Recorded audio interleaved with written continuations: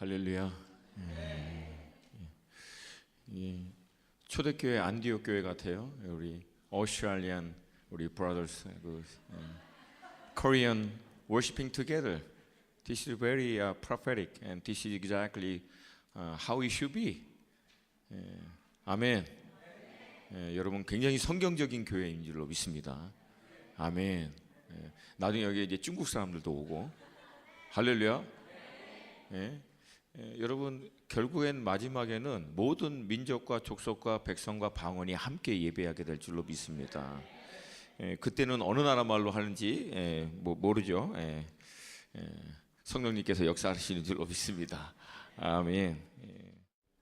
기도하는 가운데 하나님께서 좀 제안해 주신 두 가지 좀 마음이 있어요. 첫 번째는 여러분 오늘 이 예배가 1년 365일 중에 있는 55번 그 많은 주일 중에 한 번인 주일로 절대 생각하지 마세요. 이 주일은 여러분 평생에 오늘이라고 하는 이 주일은 한 번뿐이 없습니다. 오늘 지나면 오늘이라고 하는 이 주일은 다시 안 옵니다. 똑같은 시간이 아니에요. 신앙생활을 오래 하다 보면은 몸에 익숙하고 그냥 패런대로 그냥 흘러가는 대로 아무 기대함 없이 생각 없이 그냥 올 때가 많은데 여러분 신앙에서 가장 중요한 키는요 간절함입니다. 간절함이에요. 오늘 본문은 이것을 sincere heart, sincere heart 그게 간절함이에요. 오늘 본문에 나와 있는 대로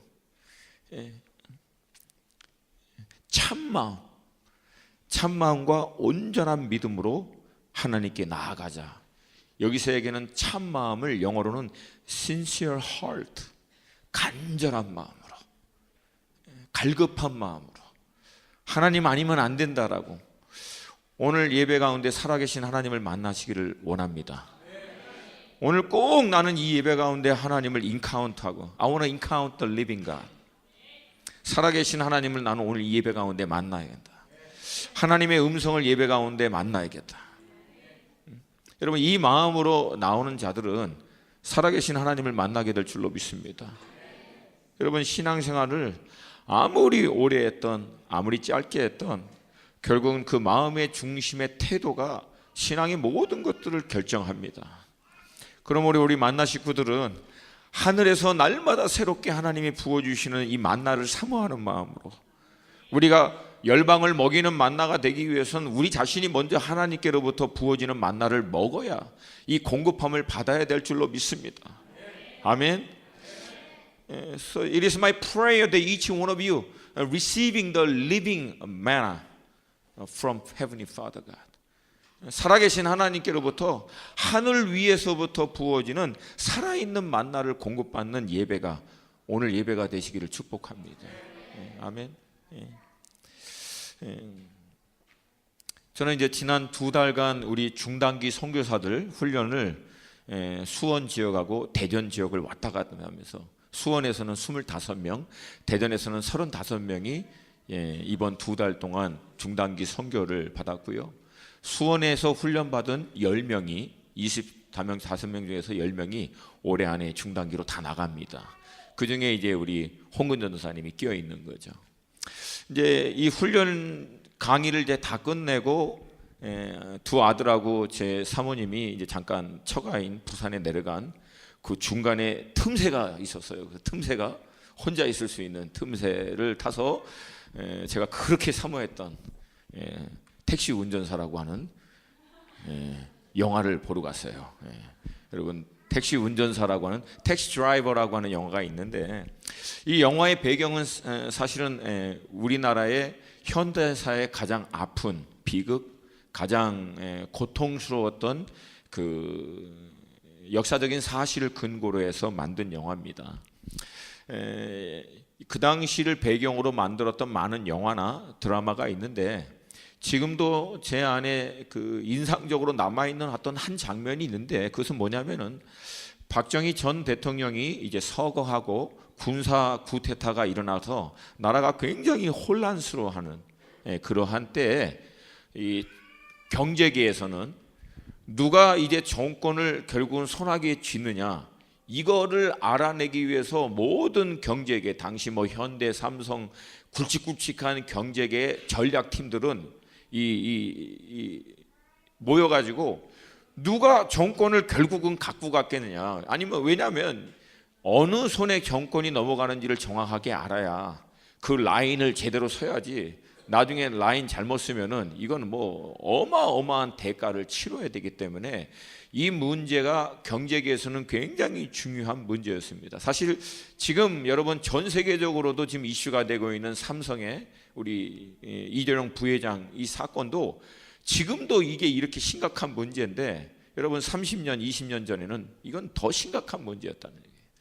그래서 그때 한 장면이 뭐였냐면, 현대그룹의 정주영 회장과 그 전략팀들, 모든 CEO 그룹들이 모여가지고 누가 이제 정권을 갖게 되는지 빨리 알아내라. 그래야 뭐 정치 자금을 밀어주고 딜을 물어줘서 나중에 어려움을 당하지 않도록, 그거 막 하고 있는 장면들을 그때 제가 봤던 것이 기억나요. 그리고 마침 이 택시 드라이버라고 하는 이 영화를 보고 이 히브리 말씀을 제가 그때 그 주간에 또 묵상을 하다가 이게 전체가 다 오버랩되면서 제 안에 무슨 생각이 들었냐면은, 세상은 결국은 어떤 끈을 잡느냐, 누구의 도움을 받느냐, 이것이 참 중요하지만 여러분 반대로 성경은 우리에게 이렇게 얘기합니다. 제가 읽어드릴게요. 시편 146편의 3절부터 5절 말씀입니다. 귀인들을 의지하지 말며 도울 힘이 없는 인생도 의지하지 말지니 그의 호흡이 끊어지면 흙으로 돌아가서 그날에 그의 생각이 소멸하리로다. 야곱의 하나님을 자기의 도움으로 삼으며 여호와 자기 하나님에게 소망을 두는 자는 복이 있도다. 아멘입니까? 아멘입니까? 인생과 인생으로 말미암은 부, 권력, 그들이 갖고 있는 연줄, 이런 것들을 의지하지 말라는 거예요. 왜? 인생은 결국은 호흡이 끊기면 결국은 다 끝나버리기 때문에. 사랑하는 여러분, 우리 흔히 그 동아줄이라고 얘기해요. 이걸 어떻게 통역하는지는 잘 모르겠지만 생명끈이에요. 생명끈. 이거 잡으면 내가 산다. 이 동아줄 같은 거 하나 잡아서 어떻게든지 살아남으려고. 여러분 이민사회, 호주보다도 이민사회가 3, 40년 빠른 미주에서 저는 거의 한 30년 미국 생활을 했기 때문에 여러분에게도 이 이민사회에서의 어려움을 이겨낼 수 있는 연줄, 아니면 누군가의 도움, 아니면 어떤 그런 배경들, 이런 것들이 우리에게 참 중요하게 작용할 때가 있습니다. 그러나 사랑하는 여러분, 이 세상에는요 우리에게 절대적이고 앱솔루트하고 영원한 이터널한 동아줄은 없어요. 이 세상에 유일하게 절대적이고 영원한 동아줄이 있다면 그것은 예수 그리스도인 줄로 믿습니다. 어제나 오늘이나 내일 영원하신 분, 그분이 우리에게 유일한 생명이고 소망의 줄이 될 줄로 믿습니다. 여러분, 믿음의 사람들도 쉽게 놓치는 한 가지가 있어요. 그것은 뭐냐면 세상이라고 하는 이 틀, 세상이라고 하는 이 바운더리 안에 있는 사람들은 세상의 어떤 한계와 문제를 초월할 수 있는 방법이 없어요. 세상이라고 하는 틀 안에서 아무리 문제를 해결하려고 해도 세상의 원리, 법칙, 이것들을 제한을 받고 있는 사람들은 세상의 판에서 이루어지고 있는 일을 초월할 수 있는 힘이 없습니다. 그러나 세상의 모든 한계와 문제를 초월하여 역사하시는 유일한 한 분이 계십니다. 그분이 창조주 하나님이세요. 그리고 그 창조주 하나님하고 우리를 연결해 주시는 유일한 한 분이 계시는데 그분이 바로 예수 그리스도십니다. 여러분, 예수님은요 이 세상의 틀 안에, 이 판 안에 들어오셨지만 세상의 판의 원리대로, 세상의 이 틀의 원리대로 살지 않았습니다. 오히려 하나님의 나라의 원리를 이 세상이라고 하는 판에 가지고 오셔서 세상을 바꿔버리셨어요. 세상의 한계적인 죽음이라고 하는 문제, 인간의 모든 연약한 한계적인 상황을 하나님의 하늘의 원리를 끌어다가 그것을 다 돌파하셔서 예수 그리스도를 통하여 세상 안에 제한되어 있는 모든 원리와 한계 상황을 초월하여 살 수 있는 삶이 무엇인지를 우리에게 보여주신 분이세요. 할렐루야. 세상 안에 살지만 세상의 원리, 세상의 이 한계적인 이 상황에 끌려다니지 마시고 이것을 초월하여 역사하시는 하나님의 원리, 하나님의 능력을 쫓아 살 수 있기를 주님의 이름으로 축복합니다. 아멘. 아멘. 여러분, 오늘 본문이 히브리서 말씀입니다. 이 히브리서 말씀의 이 배경이 사실은 정확하게 우리가 겪고 있는 이 어려운 상황하고 사뭇 비슷한 상황이에요. 이 히브리 말씀을 기록한 당시가 AD 64년에서 67년 때입니다. 이때가 바로 로마의 네로 황제가 통치하던 때입니다. 로마의 역사 가운데 가장 폭군, 말도 안 되고 정말 잔인했던 황제 중에 한 명이 누구였냐면 네로였습니다. 나중에 이 네로 황제는 미쳐버려요. 미쳐서 사실 역사학자의 최종적인 결론으로는 로마에 일어났던 64년의 대화재 사건은 네로가 질러버린 거예요. 정신 나가가지고. 그리고 그 화재가 일어나서 어마어마한 피해가 있는 한가운데 궁궐에서 파티를 열고 그거를 놓고 막 춤추고, 그러니까 완전히 정신이 나간 사람이죠. 그런데 이 문제가 너무나 심각하게 드러나자 이 로마의 대화재 사건을 그리스도인들에게 덮어 씌워버립니다. 그리스도인들이 이 화재를 일으켰다. 그러니까 여러분, 그리스도인들은 그나마 로마라고 하는 이 엄청난 권력 앞에서도 어떻게든지 살아남으려고 몸부림치고 있는 때에 로마 대화재라고 하는 엄청난 죄에 대한 이 덮음을 받으니까 대대적인 핍박과 어려움을 겪습니다. 근데 특별히 더 어려운 것은 누구였냐면은 유대 배경에 있었던 그리스도인들, 유대주의적인 배경에 있었지만 예수를 메시아로 믿고 이제 예수님을 따르는 그리스도인이 된 사람들은 로마로부터 핍박을 받으니까 로마에서부터 벗어나기 위해서 애를 써야 되죠. 근데 자신들이 속했던 유대 공동체엔 들어가지도 못해요. 왜? 유대주의자에 의해서 또 핍박을 받으니까. 그러니까 여러분, 로마 안에 살고 있는 유대적 배경에 있는 그리스도인들은 사방이 다 막힌 거예요. 로마로부터 핍박받죠. 유대인 공동체로부터 핍박을 받죠. 이방 땅에서 외국인으로서 살면서 뭘 어떻게 해볼 수 있는 방법이 없는 거예요. 먹고 사는 문제는 둘째치고 생명의 위협을 받고 있는 그때 이들이 유일하게 살아남을 수 있는 방법은 자신들이 원래 나왔던 유대주의 공동체에 숨는 거예요. 그래서 이때 무슨 일이 있었냐면은 많은 유대적 배경에서 나왔던 그리스도인들 가운데 다시 유대주의로 돌아가려고 하는, 왜? 생명의 위협을 받게. 이런 움직임이 일어나자 오늘 본문의 저자가 그런 일들을 행하는 유대 배경의 그리스도인들에게 쓴 편지가 이 히브리서 말씀입니다. 그래서 히브리인들에게 썼다라고 해서 히브리서예요. 아멘입니까? 그런 배경 가운데 있을 때 오늘 이 본문의 저자는 이 히브리서를 통해서 그들에게 뭘 얘기했냐면 두 가지예요.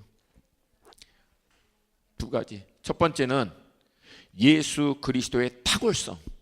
왜 예수만이 절대적인가? 왜 예수가 우리의 삶 가운데 절대적인 분이 될 수밖에 없는지에 대해서 설명을 합니다. 두 번째, 예수를 믿고 있는 자들 안에 있는 참 소망, 하나님의 온전한 소망이 무엇인지를 히브리서 전체를 통해서 설명을 합니다. 좀 더 구체적으로 얘기하면은 모든 유대인들이 하나님과 사람 사이의 중재 역할을 하는 자로 천사들에 대한 존재를 굉장히 숭배합니다. 인정을 해주는 거예요. 그래서 하나님의 메시지를 사람들에게 전달하는 중재자로, 미디에이터로 그들이 그렇게 소중하게 행하는데, 여러분, 예수 그리스도를 이 천사와 비교하면서 천사는 비교할 수 없는 예수 그리스도의 탁월성을 이렇게 얘기합니다. 천사는 단순히 메시지를 전달하지만 예수 그리스도는 본인 자신이 메시지가 되셔서 이 땅 가운데 오셨다는 거예요. 할렐루야. 할렐루야. 단순히 메시지를 나누는 분이 아니라 내가 곧 길이요 진리요 생명이니라. 본인이 메시지가 되신 거예요. 할렐루야. 두 번째, 유대인들 모두가 인정하는 가장 위대한 지도자이면서 그들에게서 존경받는 리더가 바로 모세입니다. 근데 모세는 비교할 수밖에 없는 탁월한 예수 그리스도의 그 탁월성에 대해서 모세와 비교하면서 설명을 합니다. 마지막으로는 아론의 계열을 쫓아난 대제사장, 하나님과 사람 사이의 대표가 돼서 연결하는 아론의 계열을 쫓아난 모든 대제사장은 예수 그리스도와 비교하면서 다른 모든 인간 대제사장하고는 비교할 수 없는 멜기세덱의 반차를 쫓아난 완전하시고 온전한 단 한 번의 제사를 통하여 하나님께 나아갈 수 있는 구원의 길을 다 열어주신 대제사장 되신 예수 그리스도를 설명합니다. 할렐루야. 여러분, 이 말씀을 쭉 하고 난 다음에 8장 1절에는 이렇게 얘기합니다. 8장 1절을 제가 그냥 읽어드릴게요. 8장 1절 우리 한번 좀 같이 찾아볼까요? 8장 1절 한 목소리 같이 읽겠습니다. 8장 1절 1절과 2절을 읽겠습니다. 시작. 지금 우리가 하는 말의 요점은 이러한 대제사장이 우리에게 있다는 것이라. 그는 하늘에서 지극히 크신 이의 보좌 우편에 앉으셨으니 성소와 참 장막에서 섬기는 이시라. 이 장막은 주께서 세우신 것이요 사람이 세운 것이 아니니라. 그러니까 8장 1절 앞머리에 이렇게 얘기합니다. 지금 우리가 하는 말의 요점은, 즉 1장부터 7장까지 쭉 얘기하고 난 다음에 8장 1절에서 이렇게 얘기하는, 내가 얘기하려고 하는 요점이 이거다. 요점이, 핵심은 이거다. 우리에게 이러한 대제사장이 있다는 것이다. 할렐루야. 그러니까 1장부터 7장은 전체는 우리에게 있는 이 대제사장이 어떤 대제사장인지를 1장부터 7장까지 쭉 설명하고 나서 8장에서 와서 이렇게 얘기하는 거예요. 내 요점이 이거다. 바로 우리에게 이러한 대제사장이 있다는 거다. 할렐루야.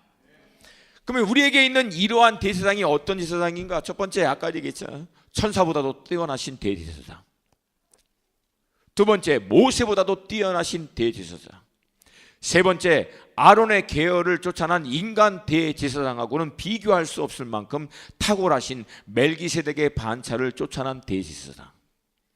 놀라운 것은 히브리서 4장에서 이렇게 얘기합니다.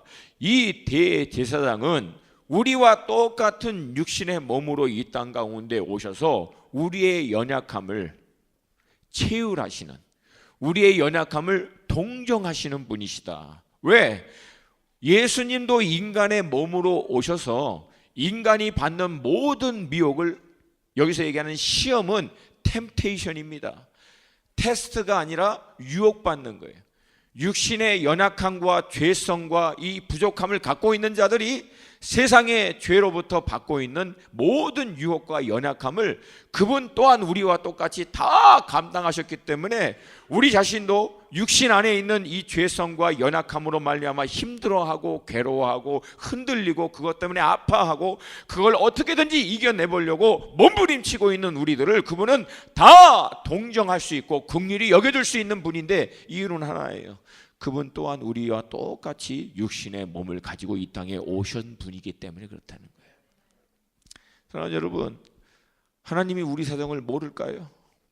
우리 성도님들이 신앙생활 하다가 정말 힘들 때가 뭐냐면 하나님이 내 사정을 잘 모를 것 같아. 아니면 하나님이 내 삶에 별로 관심이 없는 거, 별로 신경을 안 쓰시는 것 같아. 근데 여러분, 우리 주님은 우리의 모든 사정을 아시는 줄로 믿습니다. 아실 뿐만 아니라 지금 우리가 육신의 한계를 갖고 있어서 괴로워하고 아파하고 고통스러워하고 어찌됐든지 이것을 이겨내려고 몸부림치는 것, 이미 예수님이 그 앞에 다 똑같이 경험하셨던 거예요.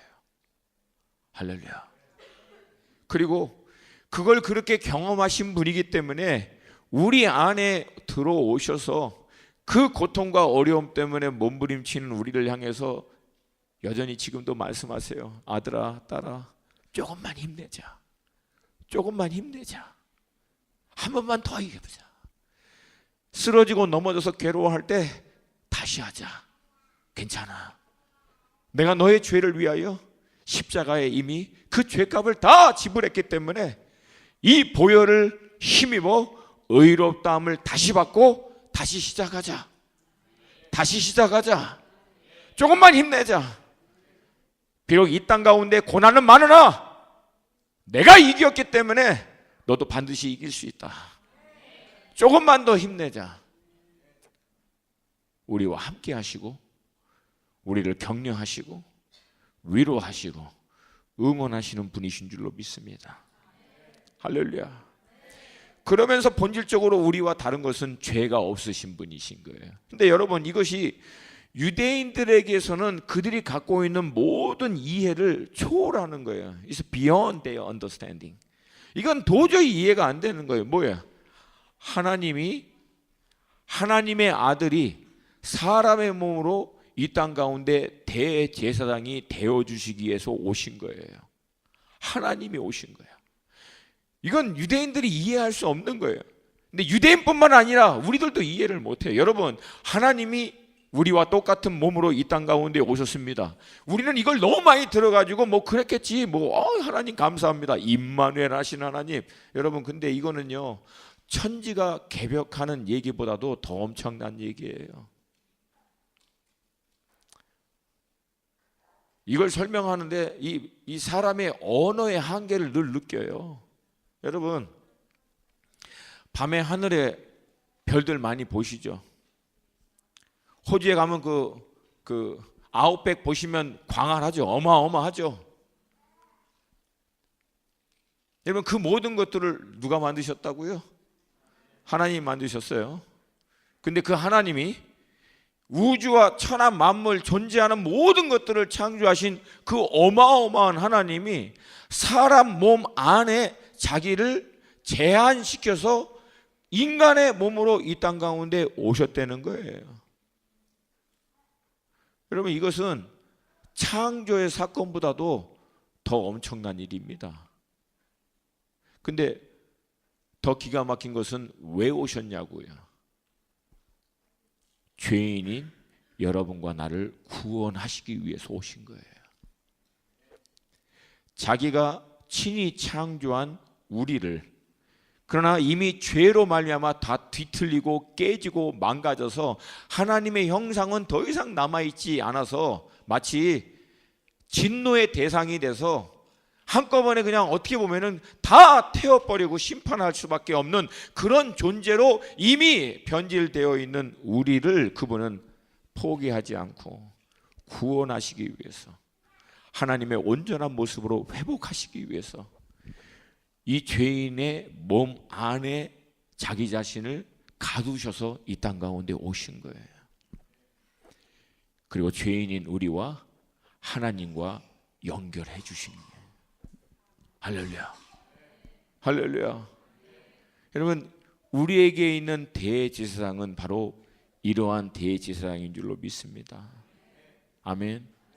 그래서 우리가 이 예수의 공로를 힘입어 믿음으로 의롭다함을 받아 담대히 하나님 앞에 나아가는 거예요. 근데 여러분, 히브리서 5장에서는 이 예수님도 인간의 몸을 가지고 오셨기 때문에 자기 앞에 직면한 죽음의 문제를 해결하기 위해서 눈물과 통곡함으로 하나님께 매달렸다라고 얘기합니다. 여러분, 예수님이 나중에 부활할 거야, 쉽고 편안한 마음으로 십자가를 감당하신 게 아니에요. 모든 인간이 경험하게 될 마지막 최후의 한계는 죽음입니다. 여러분, 태어난 모든 사람들은 죽습니다. 이거는 여러분 믿음의 문제가 아니에요. 이건 통계학이 그럽니다. 통계학이에요. 이거는 태어났는데 안 죽은 사람이 있습니까? 없어요.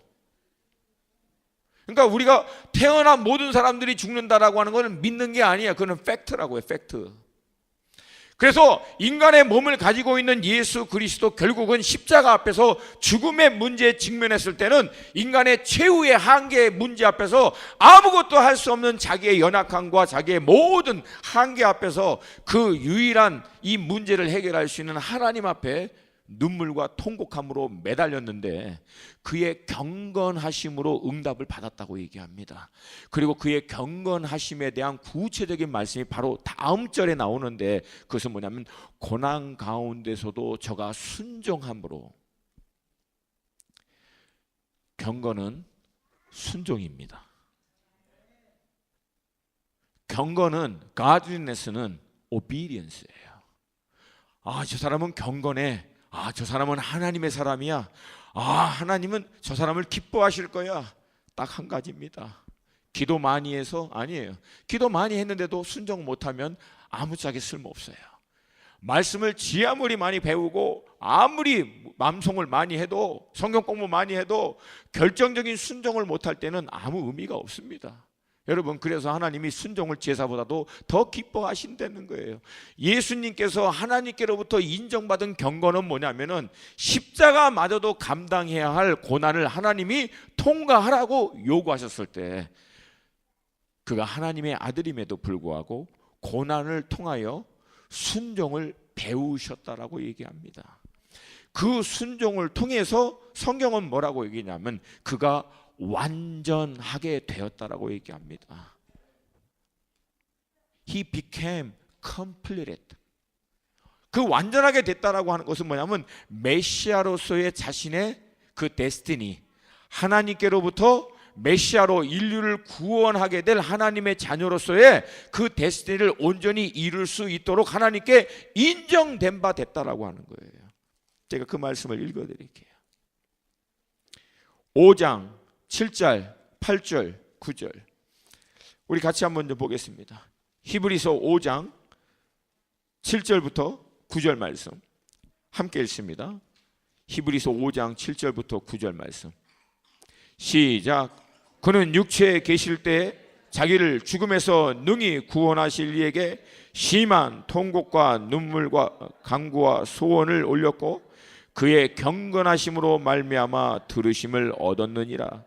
그가 아들이면서도 받으신 고난으로 순종함을 배워서 온전하게 되었은즉 자기에게 순종하는 모든 자에게 영원한 구원의 근원이 되시고. 아멘. 예수님이 하나님께로부터 그 간구를 응답받을 수 있었던 이유는 그의 경건하심. 그의 경건하심을 8절은 그가 아들이면서도 받으신 고난으로 순종함을 배웠다고 얘기하는 거예요. 그걸 통해서 9절이 결론이에요. 그렇게 돼서 이루어진 결과라는 거예요. 온전하게 되었은즉 메시아로서 온전하게 이때 된 거예요. 여러분 잘 들으세요. 하나님은 태초전부터 예수 그리스도를 이 땅 가운데 메시아로 보내실 완전한 계획을 이미 계획하셨어요. 그럼에도 불구하고 예수 그리스도의 메시아로서의 완성은 언제 이루어졌냐면 이 온전한 순종을 통해서 메시아로서의 데스티니가 이루어지게 된 거예요. 그래서 자신을 믿는 모든 자들에게, 순종하고 따르는 모든 자들에게 구원을 줄 수 있는 근원이 되신 거예요. 이때 그렇게 하나님이 계획은 하시고 이 땅 가운데 보냄을 받았지만 그렇게 온전하게 된 것은 바로 고난 가운데 순종을 통하여 하나님의 메시아적인 사역을 감당하는 자로 이루신 바 된 거예요. 이 얘기는 여러분 우리 개개인의 삶에서도 똑같습니다. 하나님은 우리가 모태에서부터 조성되기 이전부터 이미 하나님이 사도 바울에게 하신 말씀처럼 내가 이미 너를 보았고 너를 향한 계획을 태초전부터 하나님이 계획하신 줄로 믿습니다. 여러분 그냥 무작위로 우연히 어쩌다가 하다 보니까 세상에 태어난 게 아니라 우리는 알지 못하도 하나님의 완전하신 계획과 경륜에 따라서 여러분의 부모를 통해서 이 시간 이때에 하나님이 이러한 환경 가운데 우리 한 사람 한 사람을 하나님의 마스터 플랜에 의해서 구체적이고 완전한 하나님의 계획을 쫓아서 이 땅 가운데 보냄을 받은 줄로 믿습니다.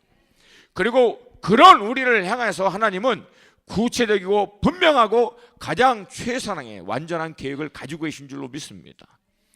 근데 여러분, 이 완전한 하나님의 계획, 이것을 데스티니라고 얘기하는 거예요. God's divine plan. 하나님의 거룩한 계획. 우리 개개인들을 향한 이 하나님의 거룩한 계획이 실제가 되는 것은 바로 오늘 이 말씀에 따라 고난 가운데서도 순종을 통하여 이 하나님의 데스티니를 이룰 수 있는 사람으로 온전하게 우리가 준비되어질 때 우리를 향한 하나님의 데스티니, 그 계획이 이루어지게 되는 거예요. 할렐루야. 사랑하는 여러분, 구원은 단회적이고 은혜로, 믿음으로 이루어집니다. 근데 구원받은 자들을 향한 하나님의 데스티니, 그 계획은 단회적으로 이루어지지 않습니다. 은혜로만 이루어지지도 않아요. 그것은 우리의 순종과 하나님의 역사를 통해서 이루어집니다. 그리고 이것은 단회적이 아니라 날마다 고난과 어려운 가운데서도 순종하며 하나님의 뜻을 쫓아가는 삶을 통하여 우리를 향한 하나님의 완전하신 데스티니, 이 계획과 뜻은 이루어지게 될 줄로 믿습니다. 그리고 그 결과는 예수님 자신만 하나님께로부터 구원받는 게 아니라 본인 자신을 통하여 열방을 구원할 수 있는 메시아로서의 온전하게 되신 것과 똑같이 우리 개개인들을 향한 하나님의 계획이 이루어지면 나만 잘 되는 걸로 끝나는 게 아니에요. 왜냐하면 우리 개개인을 향한 하나님의 계획은 이 시대를 향한 하나님의 계획과 정확하게 다킹이 되어 있기 때문에, 도킹이 되어 있기 때문에, 연결이 되어 있기 때문에 나를 향한 하나님의 계획이 온전하게 될 때 우리 가정 가운데 영적인 돌파가 일어나고, 내가 살고 있는 이웃 가운데 영적인 돌파가 확장이 되고, 내가 살고 있는 민족 가운데 영적인 이 돌파가 확장이 되고, 열방에까지 축복이 흘러가는 통로로 하나님이 나를 쓰신다는 거예요. 할렐루야, 할렐루야. 그래서 내가 구원받고 나를 향한 하나님의 계획과 뜻을 이루는 삶을 사는 것은 내가 그냥 잘 됐네, 축복받았네, 하나님의 은혜네 라고 하는 삶으로 절대 끝나지 않습니다. 이 놀라운 은혜와 축복은 우리 가정을 살리고 이웃을 살리고 열방을 살리는 것으로 확장됩니다. 할렐루야. 우리 만나교회가 이 말씀에 의해서 이 만나교회라고 하는 이름이 나온 줄로 믿습니다. 여러분 안에 하나님의 계획이 이루어짐과 동시에 나만 하나님께로부터 공급받는 만나를 통해서 누리는 삶이 아니라 열방에까지 이 만나가 흘러갈 수 있는 통로가 되게 될 줄로 믿습니다. 할렐루야, 할렐루야. 이러한 대제사장이 우리에게 있습니다. 그리고 난 다음에 8장부터 9장은 이 대제사장이 새로운 언약이 되셔서 자신의 육신으로 단 한 번의 완전하고 의로운 제사를 하나님 앞에 드려 자신의 몸으로 휘장을 찢어 자기의 공로를 통하여 누구든지 하나님께 나아갈 수 있는 길을 다 열어주셨다라고 얘기합니다. 그리고 우리가 읽었던 본문에 와서 그러므로, 그러니까 이 그러므로가요 어마어마한 그러므로예요. 여러분 말씀을 묵상할 때 접속사, 특별히 그래서, 그러므로, 그러나 이런 단어를 여러분이 잘 보셔야 돼요. 오늘 본문 이 19절의 그러므로는 히브리서 1장부터 10장 18절까지를 다 담고 있는 거예요. 그러므로 이 엄청난 대제사장이 우리에게 있으므로 이분이 새로운 언약이 되셔서 하나님께 나아갈 수 있는 모든 길을 다 열어주셨으므로 우리가 이 예수의 피를 힘입어 성소에 들어갈 수 있는 담대함을 얻었나니. 할렐루야. 하나님께 나아가고 싶다고 해서 다 나가는 게 아니에요, 여러분. 예수 그리스도의 공로로 인해서 우리가 하나님께 나아갈 수 있는 담력을 얻을 수 있는 거예요. 그리고 오늘 본문을 얘기합니다. 20절부터 22절 결론. 이 담력을 얻을 수 있으니까 결론은 뭐예요? 그러므로 하나님께 나아가자. 23절부터 25절. 그러므로 더욱 그리하자. 즉 구체적으로 하나님께 담대하게 나아갈 수 있는 자들이 어떻게 살아야 하는지에 대한 구체적인 믿음의 삶에 대한 것들을 설명을 해주고 있는 거예요. 가장 먼저 여러분, 결국 오늘 본문이 얘기하고자 하는 핵심은 간단합니다. 예수 힘입어 하나님께 나아가자는 거예요. 왜? 하나님이 대안이시니까. 예수 힘입어 하나님께 나아가라는 거예요. 왜? 하나님이 유일한 대안이시니까. 판 안에 살고 있는 우리들이 판 안에 있는 한계와 문제와 어려움을 극복하고 뛰어넘을 수 있는 유일한 길은 판을 초월하여 역사할 수 있는, 판 자체를 뒤집어 버릴 수 있는 전능의 하나님, 그분 한 분뿐이었기 때문에 그분에게 나가는 자에게만 유일한 브레이크로 돌파가 있기 때문에 예수 힘입어 하나님께 나아가자는 거예요. 근데 오늘 본문은 얘기합니다. 어떻게 나아가자고요? 참 마음과 온전한 믿음으로. 참 마음 아까 얘기했죠. sincere heart. 참 마음 뭐예요? 간절함이에요, 여러분. 여러분, 저는 신앙에 있어서 무엇보다 중요한 것을 간절함에 봅니다. 여러분, 본인 신앙 생활이 좀 연약하고 부족한 거, 아직 성숙함이 안 된 거, 실수도 많고 부족한 거 저는 다 이해할 수 있어요. 그러나 여러분, 신앙의 경륜이 얼마나 되든 성숙도가 얼마나 되든 상관없이 만약에 이 attitude, the attitude of sincere heart, 간절한 마음에 대한 태도 자체가 없어버리면 그건 이미 여러분 영적으로 죽어가고 있는 거예요. 사랑하는 여러분, 이민생활 힘들어요. 먹고 사는 거 힘듭니다. 애들 문제 힘들고 여전히 여러분 여기 안에서 살아남는 거 어려운 거 알아요. 그것이 더 현실적이고 몸에 피부에 와닿기 때문에 때로는 피부에 와닿는 이 이민과 먹고 사는 문제가 너무 힘든 나머지 하나님을 향한 간절함, 기대함, 목마름, 몸부림침이 어느덧 우리에게 냉소적으로 싸늘하게 식어버려서 그냥 주일 예배도 안 나가면 안 되니까 나오고, 습관과 같이 그냥 별 기대 없이 아무 생각 없이 그냥 습관처럼 오늘 하루 나오면서 그냥 신앙에서는 하나님께 깊이 들어가지도 못하지만 멀리 떠나가지는, 왜? 떠나가면 뭔가 좀 찜찜하니까, 마음이 힘드니까 그냥 그 언저리에 이렇게 있는. 여러분, 제가 예언할게요. 그런 사람들은 반드시 다 죽습니다. 어떻게 알아요? 25년간 사람들을 훈련해 봐서 알아요. 여러분, 신앙생활은 정체되어 있지 않습니다. 따라서 합시다.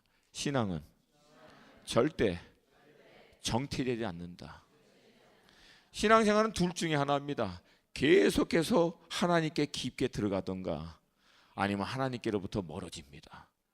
딱 멈춰있는 순간은 신앙생활은 없어요. 왜 그러냐면 살아계신 하나님과의 인격적인 영적인 인카운트이기 때문에 어떤 한 인격과의 교제는요, 그 교제가 깊어지든지 더 사랑하게 들어가든지 아니면 그 교제가 점점 멀어지든지 하지, 이것도 아니고 저것도 아니는 그냥 교제로 머물러 있지가 않아요. 왜? 살아있는 존재의 인격적인 충돌에서 나오는 교제이기 때문에 그래요. 신앙생활 정확하게 그렇습니다. 종교생활 하는 데에는 그런 게 없어요. 왜? 그냥 살아있는 신이 아니라 종교의식과 율법의 행위와 그냥 노력에 의해서 그냥 힘들고 어렵게 종교 행위 자체에 의미를 두고 있기 때문에 깊기도 멀어지지도 않아요. 그러나 여러분, 우리가 믿고 있는 하나님은 살아계신 하나님이에요. We believe in the living God. Either you go more deeper or you are going away from Him. There's no middle. 그러니까 여러분, 내 신앙을 보셔야 돼요. 나는 살아계신 하나님을, 예수 그리스도를 힘입어 더 깊게 하나님 앞에 나아가고 있는가? 아니면 어느 날 하나님께 깊이 나아갔는데 시간이 지나면서 익숙해지면서 간절함이 사라지면서 목마름이 사라지면서 점점 그 하나님으로부터 멀어지고 있는가? 여러분, 둘 중에 하나라는 거예요. 중간은 없습니다, 여러분. 근데 여러분, 제가 믿고 있는 한 가지가 있어요.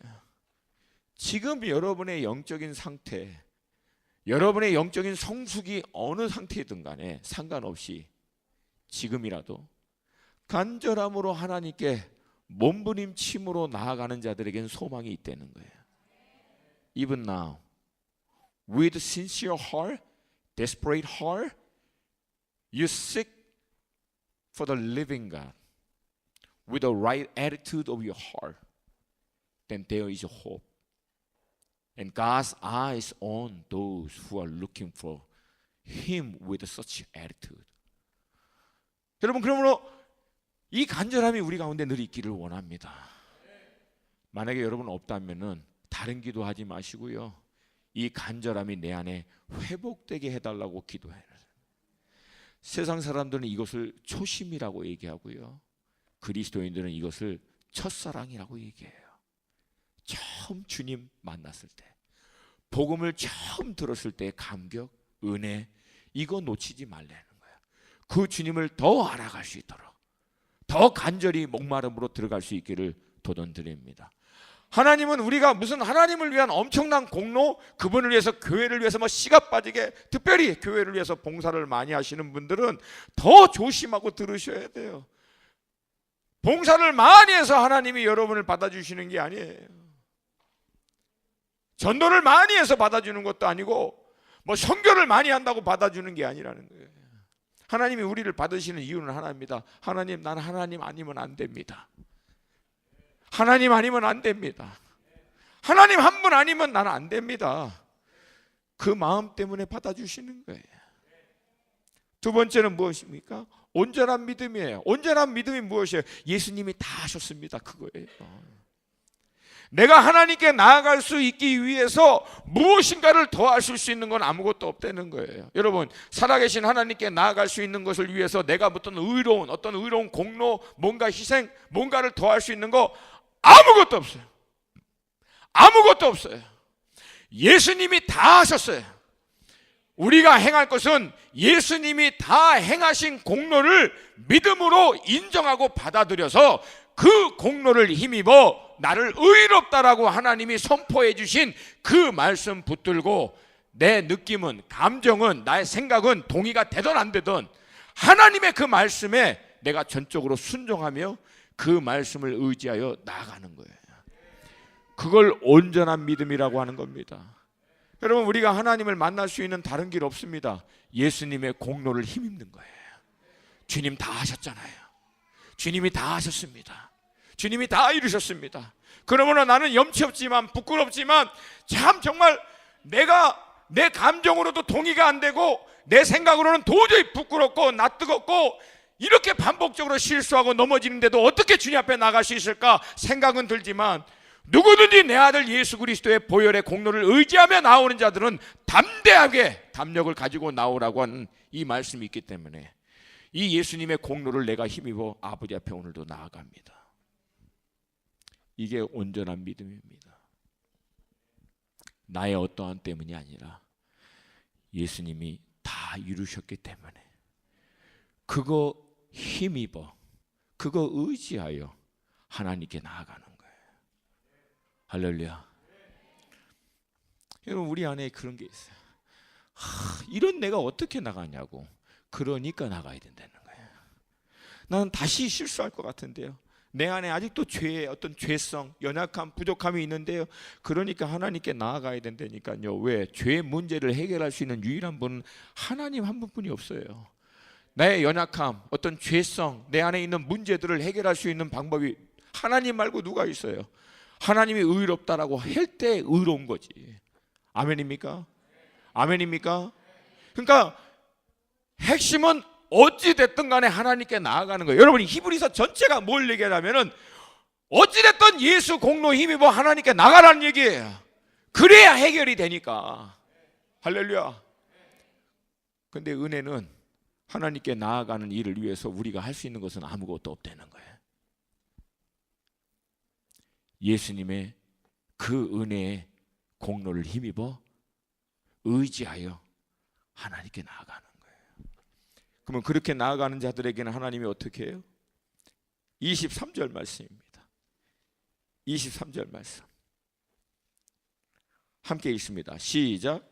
또 약속하신 이는 미쁘시니 우리가 믿는 도리의 소망을 움직이지 말며 굳게 잡고. 아멘. 약속하신 이는 미쁘시니, 이게 뭐냐면 예수의 공로를 힘입어 의롭다함을 받아 하나님께 나아가는 자들에게 주신 하나님의 모든 약속의 말씀을 하나님은 신실하게 지켜주시는 분이시니, 할렐루야. 내 아들 예수의 공로를 힘입어 그것을 인정하고 그 예수의 보혈의 공로를 힘입어 나오는 자들에게 하나님이 주시는 의롭다함, 그리고 그런 하나님의 자녀로 일컬음을 받은 자들에게 주신 모든 믿음의 약속의 말씀을 하나님은 반드시 신실하게 지키신다라고 하는 거예요. 그러니 우리가 믿는 도리의 소망을 움직이지 말며 굳게 잡고, 쉽게 얘기해서 믿는 자들에게 하나님이 주시는 소망이 있어요. 그 소망을 우리가 믿음으로 선포하면서 흔들리지 말고 이 소망의 말씀을 믿음으로 선포하고, Confession of the Hope이라고 나와 있어요. 소망의 고백, 소망의 선포, 이걸 통해서 흔들리지 않도록 이 약속의 말씀을, 이 소망의 말씀을 붙들고 나아가라는 거예요. 할렐루야. 예를 들어서 쉽게 얘기하면은 우리가 예수 그리스도를 믿는 자들에게 하나님이 주시는 그 약속의 말씀에 따라 우리가 confession 하는 거예요. 쉽게 해서 proclaim 하는 거예요. 우리 하나님은 살아계십니다. 믿는 자들에게는 능치 못할 일이 없습니다. 하나님은 모든 것을 합력하여 반드시 선을 이루시는 분이십니다. 어제나 오늘이나 내일이나 하나님은 한결같이 영원히 동일하십니다. 지금도 하나님 앞에 예수를 공로를 힘입어 간구하는 의인의 기도를 하나님은 들으십니다. 이걸 선포하라는 거예요. 이걸 붙들고. 할렐루야. 근데 여러분, 이 23절은요 인간의 의지로는 못합니다. 이거를 인간의 의지로 하려고 하니까 이게 또한 율법이 돼버리고 종교 행위가 되니까 힘들고 어렵고 안 되는데 해야 되는 무거운 짐이 돼버리는 거예요. 여러분, 23절이 되기 위해서는 22절이 먼저 돼야 합니다. 22절이 이루어져야만 23절이 가능하다는 거예요. 22절이 뭐예요? 예수 공로 힘입어 살아계신 하나님 앞에 나아간 자만이 23절을 할 수 있는 거예요. 23절에 대한 확신을 받을 수 있는 거예요. 그러니까 여러분, 신앙의 관건은, 신앙의 핵심은 살아계신 하나님 앞에 나가는 거예요. 일단은 살아계신 하나님을 인카운트 하는 거라는 거예요. 예수의 은혜를 힘입어서 살아계신 하나님과 인카운터가 돼야지 예수를 믿는 자들에게 주신 하나님의 약속의 말씀에 대한 소망이 자기 안에 확증될 때 믿음으로 선포가 되고, 그것이 컨펌이 될 때 담대하게 하나님 앞에 고백하는 일이 가능하다는 거예요. 여러분, 그래서 신앙은 살아계신 하나님 만나는 사건입니다. 여러분, 신앙의 초점을 다른 데 두지 마세요. 신앙의 본질은 살아계신 하나님을 만나는 겁니다. 살아계신 하나님께 나아갈 수 있도록 예수님이 다 이루신 것이 복음이에요. 그게 굿뉴스예요. 굿뉴스, 복음. Jesus has done everything. You don't have to do anything. That is the good news. 예수님이 다 하셨습니다. 예수 공로 힘입어 살아계신 하나님께 의롭다함을 받고 나가세요. 그리고 살아계신 하나님을 만날 때 예수 안에 있는 자들을 향한 소망, 약속의 말씀, 은혜, 이것이 우리 안에 확정되는 거예요. 아, 하나님이 살아계시는구나. 하나님이 지금도 역사하시는구나. 하나님이 지금도 믿는 자들 가운데 그들의 실질적인 삶 가운데 역사하시는구나. 이것을 여러분들이 찬양하다가 이 하나님을 만나고요, 기도하다가 만나시고, 말씀 읽다가 만나시고, 봉사하시다가 살아계신 하나님 만날 때 이 하나님과의 인카운터가 여러분 안에 사라지고 있던 소망이 확증케 되고, 하나님에 대한 이 믿음이 확증케 되고, 식어갔던 하나님을 향한 열정이 확증케 될 때, 그때 하나님은 미쁘신 분이시지, 신실하신 분이시지, 이분은 믿는 자들 안에 있는 소망의 말씀을 반드시 이루시는 분이시지, 그 확신과 함께 내 입에서 터져나는 거예요. 하나님 살아계십니다. 하나님 역사하십니다. 하나님은 지금도 우리의 기도를 들으십니다. 이 모든 환난과 어려움 가운데서도 하나님은 다 합력하여 결국은 선을 이루시는 분이십니다. 전능의 하나님이 다스리십니다. 통치하십니다. 우리 가정은 하나님의 것입니다. 이것이 막 선포되는 거예요. 이것이 선포되는 거예요. 그리고 그 믿음의 선포가 여러분의 삶 가운데 돌파를 만들어냅니다. 사랑하는 여러분, 제가 아까 기도할 때 어떤 마음이 들었냐면요, 꽉 찼는데 아직 팍 안 터진 것 같은 마음, 느낌이. 아니, 꽉 차가는데 이게 그냥 팍 터져야 되는데 꽉 차긴 했는데 찼다가 꺼지고, 꽉 찼다가 꺼지고, 꽉 찼다가. 죄송해요, 아니 신경질 안 나세요? 화가 안 나냐고. 이게 꽉 찼으면 터져버리던가 해야지. 동의하시면 아멘. 동의하시면 아멘. 이왕에 예수 믿는 거, 예수님이 여러분의 삶 가운데 실제가 되기를 원합니다. 살아계신 하나님이 여러분의 가정, 직장, 사업, 삶의 실질적인 삶의 자리 가운데서 여러분의 믿음의 선포와 고백의 내용대로 역사하는 것들을 경험할 수 있는 신앙이 되기를 원합니다. 여러분, 그거 아니면 저는 여기서 설교 안 해요. 내가 이거 먹고 살려고 이거 하는 것 같습니까? 제가 목사니까 할 수 없이 얘기했잖아요. 내 원래 꿈이 백만장자 되는 거라고. 여러분, 제가 여러분에게 얘기할 수 있는 이유는 하나예요. 이번 달도 하나님은 그렇게 내 삶 가운데 역사하신 거예요. 이번 달도 저는 여러분 안에 이 믿음의 침노함이 있기를 주님의 이름으로 도전드립니다. 꽉 차려고 했던 거 조금 더 믿음으로, 온전한 믿음으로, 참 마음으로, 할렐루야, 이것이 돌파가 되기를 주 예수 이름으로 축복합니다. 아멘. 그렇게 될 때 24절, 믿는 도리의 소망을 굳게 잡으면서, 그 뜻이에요. As we do so, 이렇게 하면서 24절, 서로 돌아보아 사랑과 선행을 격려하며. 그러니까 여러분, 개개인의 삶 가운데서 살아계신 하나님을, 예수 그리스도의 공로를 힘입어 그 하나님 앞에 나아가서 하나님 안에 있는 믿음의 소망과 확정과 약속의 말씀을, 확증을 받을 때 믿음으로 담대히 선포하고 고백하면서, 그렇게 하다가 성도들을 만날 때마다 조금 더 힘내세요, 화이팅! 화이팅! 자매님 힘내세요, 형님 힘내세요, 하나님 살아계십니다, 하나님 역사하실 것입니다. 지금 오히려 그 문제 가운데서도 하나님은 판을 뒤집도록 역사하시는 분이 하나님이십니다. 이렇게 서로 격려하고 도전하라는 거예요. 근데 여러분, 24절이 되려면 뭐가 먼저 돼야 될 것 같아요? 똑같이 23절이 돼야지 24절이 되지. 내 안에 믿음의 선포가 있고 믿음의 확정이 있고 약속의 말씀에 대한 확신이 있을 때, 만났을 때 화이팅! 하나님 살아계십니다, 형제님 삶 가운데 살아계십니다. 근데 뭐 얘기야, 뭐 살아있거나 말거나, 네 삶에서는 살아있거나 말거나. 여러분 얼굴 표정을 보니까 별로 안 살아있는 것 같아, 다들. 예?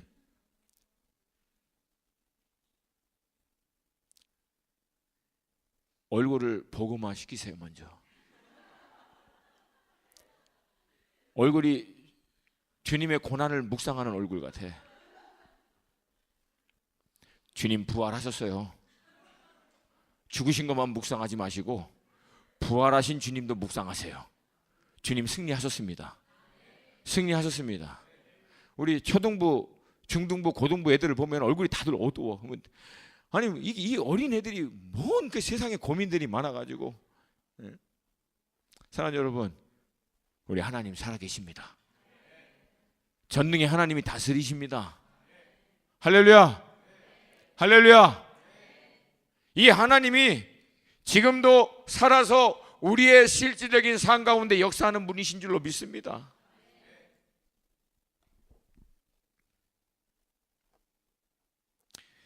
이 사랑과 선행을 격려하라는 것은 영적인 시너지입니다. 힘들고 어려울 때마다 함께 모여서 격려하고 위로하고 도전할 때 그 공동체, 그 몸이 함께 사는 거예요. 근데 여러분, 반대가 있어요. 모일 때마다 짜증내고 한번 오늘 누가 날 건드려봐, 막 분위기가 막 이러면요, 하나님 사랑해서요, 그러면 막 그냥 이 이민 생활에 쩌들려가지고 막 다들 막 하여튼 누가 하나 걸리기만 하면 그냥 저 죽고 나 죽고 그냥 오늘 끝내버리자, 뭐 이런 분위기.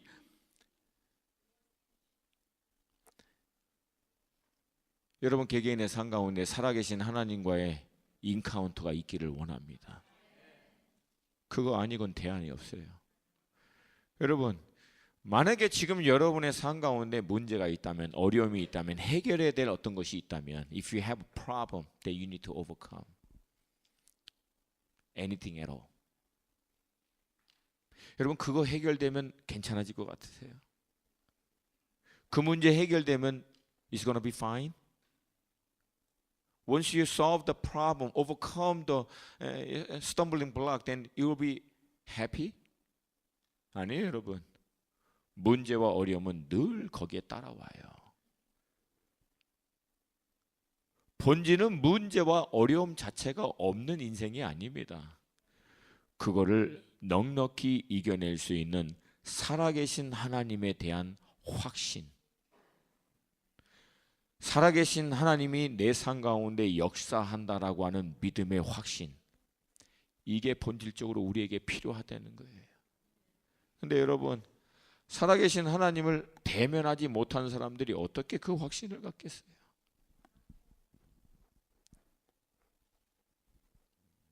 살아계신 하나님을 대면해야 이 확신을 갖던가 말던가 하죠. 여러분, 그래서 우리가 주여 삼창하고 간절히 기도하는 거 종교 행위가 아니에요. 우리가 어떻게든지 기도하고 말씀 앞에 나아가서 몸부림치는 거 율법의 행위가 아니라는 거예요. 이걸 통해서 본질은 뭐냐면 하나님 나 만나주세요, 그거예요. 하나님 나 만나주세요. 만나주세요. 누군 그래? 하나님 기가 잡수셨냐? 뭐 그렇게 소리를 질러서 하냐고. Your God is deaf. 여러분, 하나님이 못 들을까 봐 소리 지르는 거예요. 우리가 소리를 지르는 거는 하나님의 간절함에 대한 나의 표현이에요. 하나님, 난 이렇게 하나님 필요합니다. 하나님 원합니다. 만나주세요. 만나주세요. 나 하나님 만나야겠습니다. 하나님 나 만나주세요. 내게 말씀해 주세요. 내 이 지긋지긋한 이 문제와 어려움을 본질적으로 해결할 수 있는 유일한 길은 창조주 하나님이십니다. 오셔서 내 삶 가운데 왕 되시고 다스려 주시옵소서. 그럴 때까지 사생결단하고 매달리는 거예요. 여러분, 우리나라 1950년대 아무것도 없을 때 우리 할아버지 할머니 그 밑바닥에서 그렇게 매달리다가 결국은 나라 전체를 바꿔버린 거예요. 영적인 기운 자체를 바꾼 거예요. 이민생활 오스트레일리아가 영적으로 뭐 다운입니다. 미국이 영적으로 다운입니다. 전 그렇게 얘기하는 사람들에게 늘 얘기합니다. 그러면 네가 바꿔. 네가 다운이면 네가 올리면 되잖아. 우리 교회 왜 이렇게 영적인 분위기가 이래? 우리 교회 왜 이렇게 분위기가 안 좋아? 왜 이렇게 다들 다운이야? 그러면 내가 올리면 되잖아요. 아무도 아멘을 안 하네. 그러면 그냥 다운하세요. 다운하세요. 그러면 왜 분위기가 왜 이러지? What's wrong with the atmosphere? Our church is not a spiritual. Then you make your church spiritual. Then 내가 만들면 되잖아요. 나를 통해서 하나님의 영적인 역사가 흘러갈 수 있도록 하나님께 매달리면 되잖아요. 내가 부르짖으면 되잖아요. 몸부림치면 되잖아요. 제 말을 오해하지 마세요. 아까 어떤 우리 집사님 기도하실 때 하나님 제 안에 주시는 감동이 있었어요. 저는 그분 잘 몰라요. 기도 듣다가 하나님이 저한테 주시는 감동이에요. 영적인 분위기는 한 사람이 바꿔낼 수 있겠구나. 영적인 분위기는 한 사람이 그 불을 붙일 수 있다는 거예요. 그러면 그 불에서 한 사람이 더 붙으면 2배가 됩니다. 한 사람이 더 붙으면 4배가 되는 거예요. 할렐루야. 이게 영적인 원리예요. 누가 붙일 것인가, 누가 시작할 것인가, 누가 이 영적인 분위기를 바꿀 것인가, 누가 어떻게 할 것인가 라는 것을 찾지 마시고 내가 하면 되지. 내가 하면 되지. 내가 바꾸면 되죠. 내가 부르짖으면 되죠. 여러분, 내가 살아계신 하나님을 만나면은 살아계신 하나님을 만나는 통로가 내가 돼버리는 거예요. 여러분, 가장 가까이 내 가정과 내가 몸담고 있는 교회가, 내가 살아계신 하나님을 만났는데 하나님을 만났을 때 막 내 입에서 선포가 되는 거예요. 하나님 살아계신다고, 하나님 역사하신다고. 이게 컨테이저스하게 전염병과 같이 모든 공동체에 흘러간다는 거예요. 죄만 전염병같이 흘러가는 게 아니라 살아계신 하나님과의 인카운트의 이 은혜도 전염병과 같이 흘러가는 거예요. 할렐루야, 할렐루야. 이것을 이루어갈 수 있는 여러분 한 분 한 분이 되기를 주님의 이름으로 축복합니다. 그래서 여러분, 내가 살아계신 하나님을 만나서 그 하나님 안에서 믿음의 소망의 약속의 말씀에 대한 확신을 가지고 막 선포하면서 만나는 사람마다 하나님 살아계세요 자매님, 하나님 살아 역사하십니다 형제님, 이렇게 얘기하고 다닐 때 살아계신 하나님의 임재의 은혜가 전이가 되는 거예요. 막 흘러가는 거예요. 할렐루야, 할렐루야. 부엌에서 밥하다가 아유 오늘은 왜 이렇게 짜디야 막 그렇게 하지 마시고 전능의 하나님이 역사하십니다. 하나님, 우리가 이렇게 세상에서 짜게 소금이 되게 하여 주시옵소서. 오늘 먹으면서 묵상하는 거야. 소금이 되자. 아멘입니까? 아멘입니까? 내가 바꿔갈 수 있다는 거예요. 내가 만났으니까. 그리고 마지막으로 25절 말씀 한 목소리로 같이 읽겠습니다. 시작.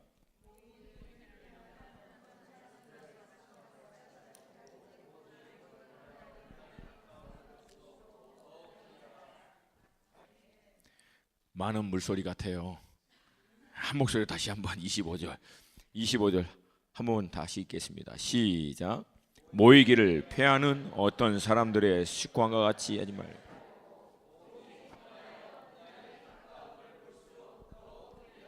아멘. 이 당시에 로마의 핍박을 받고 유대주의자들의 핍박을 받고 있는 그리스도인들이 이 핍박을 피할 수 있는 길은 다른 게 아니었습니다. 안 모이면 핍박 안 받아. 그래서 여러분, 대안이 뭐였냐면 안 모이기 시작한 거예요. 근데 문제는 상황과 환경이 어렵다고 해서 잠시 안 모이게 되면은 근본적으로 그 안 모이는 것이 나중에는 어떻게 된다? 습관이 돼버린다는 거예요. 습관이 돼서 모이기를 힘쓰지 않고 띄엄띄엄 모이다 보니까 결국은 어떻게 돼요? 핍박과 어려움은 당하지 않아요. 근데 문제는 신앙에서 다 떨어져 나가 버린다는 거예요. 여러분, 2000년 기독교 역사 가운데 특별히 멀리도 볼 필요 없어요. 유럽 교회와 미국 교회와 한국 교회, 여러분 교회가 무너져 갈 때 모임의 빈도수하고 정확하게 비례합니다. 여러분, 유럽 교회도 한참 존 웨슬리나 이런 부흥이 있을 때 날마다 성전에 모였어요. 그러다가 일주일에 3번, 일주일에 2번, 일주일에 1번, 주일 1번, 나중에는 어떻게 해요? 1년에 2번, 땡스기빙 때, 크리스마스 때. 그나마 나중에는 그것도 안 해. 미국 똑같습니다. D.L. 무디하고 함께 어마어마한 부흥이 일어날 때요, 교회가 날마다 모여서 기도했어요. 근데 그 모임이 5번으로 줄고 3번으로 줄고 2번으로 줄고 1번으로 줄다가 나중엔 이벤트로 땡스기빙하고 크리스마스 때만 모이는 거예요. 여러분, 제가 정확하게 호주 사정을 몰라도 알 수 있어요. 아마 호주도 정확하게 그렇게 돼가고 있을 거예요. 여러분, 한국 교회는 마찬가지입니다. 옛날에 70년대 80년대는 날마다 모였어요. 날마다 한 번 모일 때, 부흥회 할 때 뭐 2시간 3시간 아니에요. 밤을 새고 했어요. 근데 이것이 시간이 지나면서 어떻게 했어요? 5번으로 줄어요. 새벽기도 힘든데 뭐 계속 줄어. 나중에는 주일도 안 모이게 돼버리는 거예요. 제가 미국에 이민교회에 있을 때 저희 그 워싱턴 DC 지역에 굉장히 빨리 성장하는 교회가 있었어요. 뭐냐면 목사님이, 아니 이민 생활을 하는 성도들이 얼마나 먹고 사는 문제가 힘들고 어려운데 성도들한테 맨날 새벽 예배 나와라, 수요 예배 나와라, 금요철에 나와라, 주일날 나와라 이렇게 하면 되겠냐고. 이렇게 힘들고 어려운 성도들에게 그냥 편하게 그러니까 그냥 어마어마하게 많은 아주머니 부대들이 은혜를 받아가지고 그 교회에 몰려갔다고. 그래서 막 몇 년 안에 그 교회가 어마어마하게 부흥했다고 그러더라고요. 그리고 나서 그 목사님은 더 큰 교회로 옮겼는데 옮기고 딱 1년 돼 갖고 교회가 폭삭 주저앉아서 없어져 버렸어요. 교회입니까? 아니었죠. 침묵해. 여러분, 이민 생활하는데 먹고 사는 문제, 살아내는 거 힘들고 어려워서 몸도 힘들고 마음의 여유도 없고 때로는 막 힘들고 어려운 문제가 겹겹이 쌓이다 보면은 새벽기도 나갈 힘도 없고 수요 예배 금요 예배 나갈 힘도 없고 겨우 주일이라도 어떻게 한번 나가다가 보면은 여러분 먹고 사는 문제는 어떻게든지 여러분이 해결될 수 있을지 모르지만 제가 여러분 죄송하지만 예언할 수 있어요. 영적으로는 반드시 죽습니다. 그래서 여러분 이 당시에 이 문제 때문에 당시 초대교인들은 어떻게 했냐면 결국 쿰란 공동체라고 하는 걸 만든 거예요. 사해바다에서 남동쪽으로 땅굴을 여러분 20m, 50m 밑에까지 파서 100년, 200년이 넘도록 거기에 수십 명, 작게는 크게는 수백 명이 지하 동굴에서 삶을 살면서 날마다 모이면서 기도하며 예배하며 신앙을 지켜낸 거예요. 여러분, 이 사람들은요 이렇게 하기 위해서 뭘 지불했냐면 자신이 가지고 있는 삶의 모든 것을 다 포기했습니다. 집이 어디 있어? 물건을 뭘 갖고 가 거기에? 먹고 사는 문제? 이거는 당장 어떻게 해결될지 아무도 몰라요. 성공? 세상적인 부귀와 안락한 삶 이런 거 다 없습니다. 근데 여러분 이 사람들은 이걸 다 포기한 거예요. 누굴 위해서? 예수 그리스도. 예수 그리스도를 위해서 이거를 포기해서 이들이 얻은 결과가 무엇입니까? 예수 그리스도예요. 사랑하는 여러분, 예수 그리스도를 놓치고도 여러분이 갖고자 하는 게 뭐예요? 먹고 사는 문제? 제가 여러분에게 약속할 수 있어요. 예수 믿으면 그분이 먹고 사는 문제 해결해 주십니다. 아니 예수만 믿는다고 먹고 사는 문제가 해결됩니까? 해결됩니다. 그렇게까지 여러분이 돌파를 안 하고 매달려 보지를 않았기 때문에 이게 안 되는 것 같이 보이지만 여러분 신앙생활 하다가 예수님 제대로 믿었더니 굶어 죽었다는 사람 있습니까? 저는 예수 제대로 믿었더니 이 문제를 본질적으로 해결받았다라고 하는 얘기는 그 간증은 수없이 들었지만 예수 믿었다가 굶어 죽고 인생 망했다는 얘기는 들어본 적이 없어요. 사랑하는 여러분, 예수님이 우리의 대안이신 줄로 믿습니다. 그러므로 여러분 이민 생활에서 먹고 사는 문제와 이 삶의 무게가 힘들고 어려울 때마다 뭘 하셔야 되냐면 모이기를 힘써야 돼요. 함께 모이면서 서로에게 믿는 자들에게 주신 이 소망의 약속의 말씀으로 서로를 격려하고 도전하고 위로하고 힘주시고 이걸 통해서 함께 힘을 받아서 예수 그리스도의 약속의 말씀이 삶 가운데 실제가 되는 것들을 서로 경험해 보는 거예요. 할렐루야! 할렐루야! 여러분 모이기를 힘쓰시기를 도전드립니다. 모이기를 힘쓰시기를 도전드립니다. 아니 목사님 몰라서 그렇지 사실 먹고 사는 거 한번 생각해 보세요. 여러분 저도 먹고 사는 문제 갖고 하나님하고 2년이 넘도록 씨름을 해본 적이 있어요. 2년이 넘도록. 만약에 먹고 사는 문제가 정말 우리 신앙에서 그렇게 위협이 되고 어려움이 됐다면 25절부터 26절 사이에 한 구절이 있겠죠. 2000년 후에는 먹고 사는 문제가 심각하니까 그때는 대충 모여라. 그런 말씀이 있어요?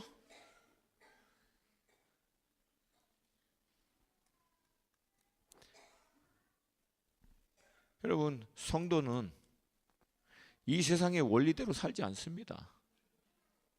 하나님의 나라의 원리가 세상의 원리를 이기는 것을 경험하는 게 성도의 삶입니다.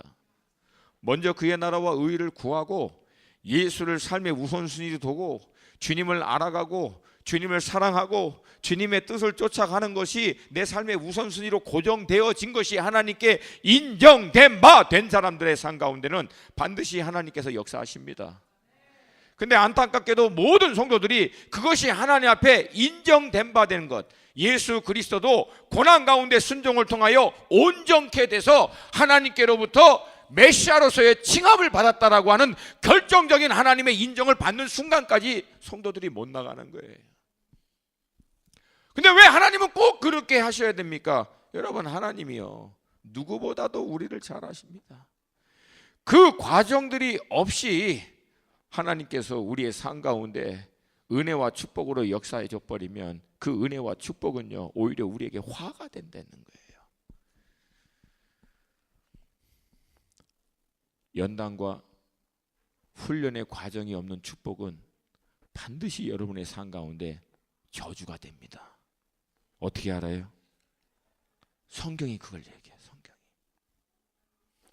그러므로 여러분, 믿는 도리를 굳게 잡고 예수의 공로를 힘입어 하나님께 나아가 믿는 자들에게 주신 하나님의 약속의 말씀을 스스로 상기시키시고 확인시키시고 확정함을 받으시고 서로가 모일 때마다 그 약속의 말씀으로 격려하고 도전하고 위로하며 함께 모이기를 힘써 주님이 여러분의 삶 가운데 살아 역사하는 것을 경험해 볼 수 있기를 도전드립니다.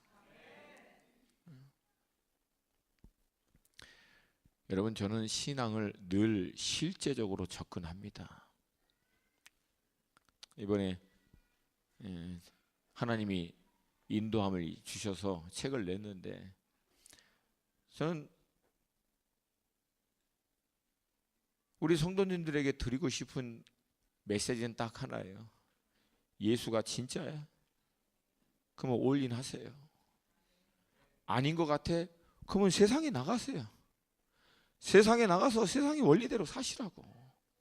근데 예수가 정말 진짜가 맞으면 뭘 주저하십니까? 뭘 주저하냐고. 예수가 생명이고 예수가 길이고 예수가 구원의 유일한 길이라면 뭘 주저하시냐고. 들어가시라는 거예요. 들어가셔서 거기 안에서 쇼부를 보시라는 거예요. 예수하고 한번. 할렐루야. 그래서 예수가 정말 여러분의 삶 가운데 주인된 삶의 구체적인 열매를 경험하시고 그거를 나눌 수 있는 신앙으로 들어갈 수 있기를 주님의 이름으로 축복합니다. 우리 좌우에 계신 분하고 선포하십시다. 신앙은 실제다.